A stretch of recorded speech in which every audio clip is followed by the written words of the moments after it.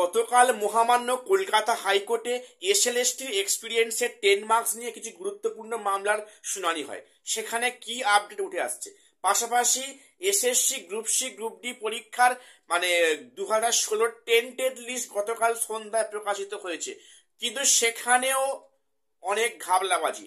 কেন বললাম, সে নিয়ে আলোচনায় আসছি। এবং নবম দশমের কিন্তু ভেরিফাইড লিস্ট প্রকাশিত হবে আগামী সোমবার। তো welcome to my channel e learning with Arnab sir. চ্যানেলটা প্রত্যেকে সাবস্ক্রাইব করে রাখো এরকম বিভিন্ন আপডেট সবার আগে পাওয়ার জন্য।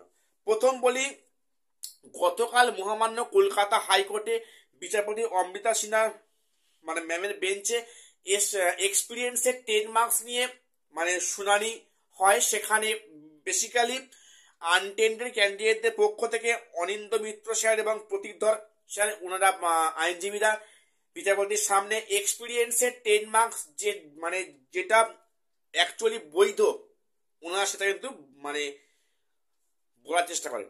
পাশাপাশি সেখানে বিচারপতি অমৃতা সিনহা ম্যাম উনি কোনো মন্তব্য করেননি বা সেখানে কিন্তু উনি কোনো জাজমেন্ট দেননি। এটা উনি বলেছেন যে আগামী কয়েকদিন উনি ভাবনা চিন্তা করে তারপর ডিসিশনে আসবেন। তো এই গেলে গতকালের আপডেট। এবারে বলি, গতকাল কিন্তু সন্ধ্যার পরে প্রকাশিত হয়েছে SSC group C group D tainted ক্যান্ডিডেটদের লিস্ট। দেখো, সেখানে লজ্জার মাথা খেয়ে নির্লজ্জের মতো পুনরায় কমিশন এমন লিস্ট প্রকাশ করলো যেখানে আদৌ কোনো স্কুলের নাম নেই।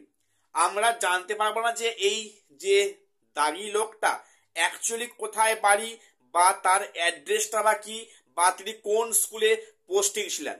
সেখানে শুধুমাত্র নাম, roll number, father's name, serial number কিন্তু অনুযায়ী বা ডেট অফ বার্থ সে অনুযায়ী কিন্তু লিস্ট প্রকাশ করেছে, যেখানে কোর্টের তরফ থেকে বারে বারে বলা হচ্ছে যে পূর্ণাঙ্গ লিস্ট স্কুলের নাম সহ, যাতে করে প্রত্যেক লোক জানতে পারে যে এই লোকটা আমাদের এলাকার লোক, সেখানে চিনতে বুঝতে সুবিধা হয়।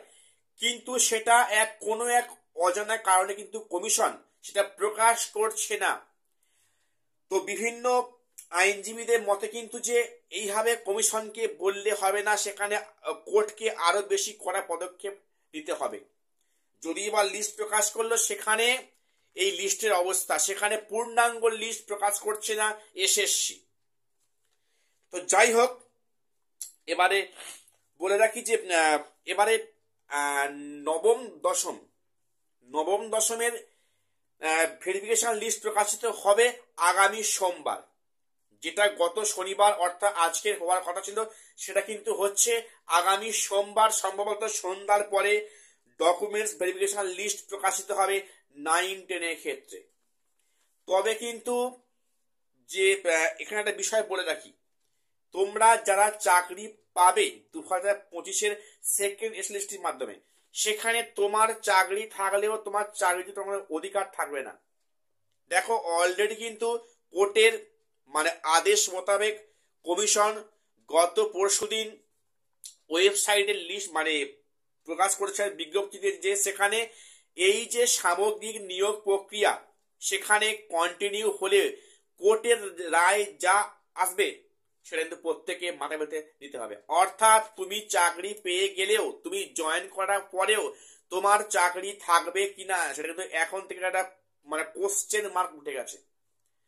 আমি তোমাদের রিকোয়েস্ট করব, 2016 ইন সার্ভিস বাদ দিয়ে আর যারা যারা ইন সার্ভিস পরীক্ষা দিয়েছেন বা ইন্টারভিউ যায় বলে ভাবছেন, আমি তাদের বারণ করবো, খবরদার এই বিপদ ডেকে আনবেন না। দেখো, যারা একদম ফ্রেশার তাদের কিছু করার নেই, এমনি বলেন না যে নাই মামার থেকে কানা মামা ভালো, ঠিক আছে।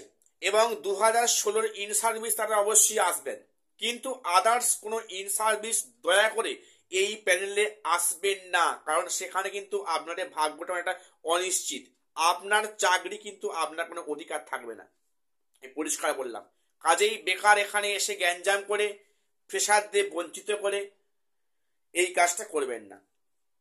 যে যেখানে নিচু পোস্টে কাজ করেন আপনারা সেখানেই থাকুন, সেখানে আপনি সিকিউরলি আছেন। আর এখানে এলে যে কোনো সময় শুনবেন যে আপনার চাকরি নেই, ঠিক আছে। কাজেই আপনার চাকরিতে আপনার কোনো অধিকার থাকছে না। এটাই হচ্ছে একদম কঠিন বাস্তব। ঠিক আছে, এটা বললাম। তো আমার আজকে এটুকুই আপডেট দেওয়ার ছিল। প্রত্যেকের চ্যানেলটাকে সাবস্ক্রাইব করে আমাদের পাশে থাকবে। দেখা হচ্ছে পরে কোনো ভিডিও নিয়ে।